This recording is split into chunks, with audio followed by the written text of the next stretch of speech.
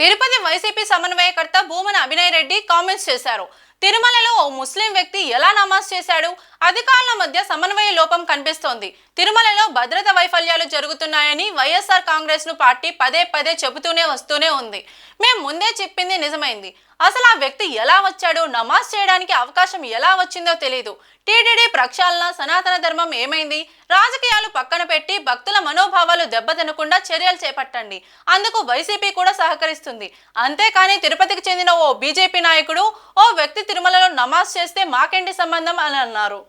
పవిత్ర పుణ్యక్షేత్రమైనటువంటి తిరుమలలో ఈరోజు జరిగినటువంటి సంఘటన యావత్ హిందూ ప్రపంచాన్ని, హిందూ భక్తులను కలిచివేసింది.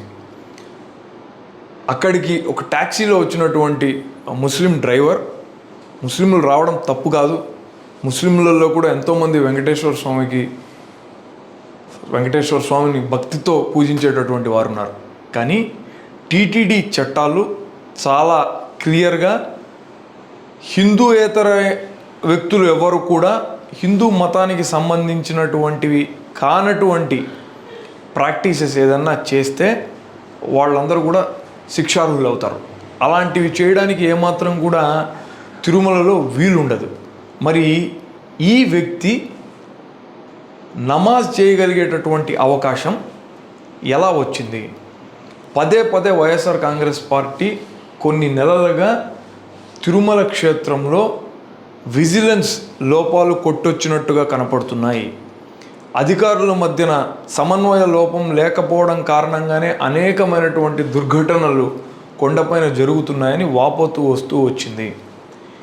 మరోసారి అవి నిజమని నిరూపితమైంది.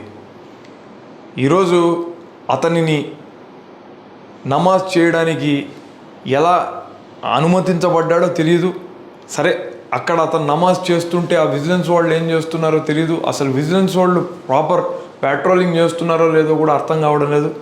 వరుసపెట్టేటువంటి ఘటనలు, కొండ పైన గుడి మహాద్వారం వరకు భక్తులు చెప్పులు వేసుకొని రావడం, విమానాలు గుడిపైన ఎగరడం, ఎగ్ బిర్యానీలు టెంపుల్ దగ్గరలోనే కొంతమంది భక్తులు తినడం, మందు కొండ మీద దొరకడం, పాన్, గుట్కా ఇట్లాంటి మసాలాలన్నీ కూడా పైన కొండపైకి చేరుకోవడం, ఇవన్నీ కూడా చాలా అతి దారుణమైనటువంటి విషయాలు. పరిపాలనను టీటీడీలో తీసుకువస్తామని మాట్లాడినటువంటి వ్యక్తి మాటలు ఇప్పుడు ఏమయ్యాయి?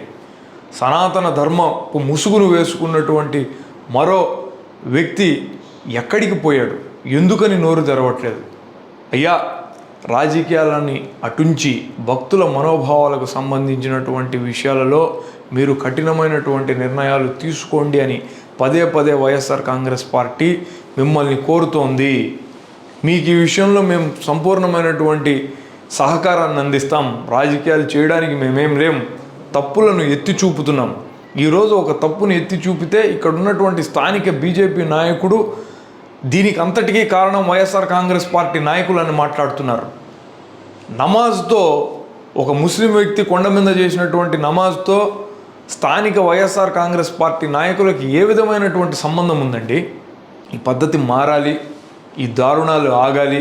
గోవులు చనిపోవడము, ఇవన్నీ వరుసపెట్టి తొక్కిసలాట జరగడము, కొండపైన ఓ పిల్లోడు 3 అంతస్తుల మేడపై నుంచి కింద పడి చనిపోవడము, ఇవన్నీ కూడా క్లియర్గా పరిపాలనా వ్యవహారాల్లో మీరు పూర్తిగా ఫెయిల్ అయ్యారన్నటువంటి వాస్తవాలని బయట పెడుతున్నాయి.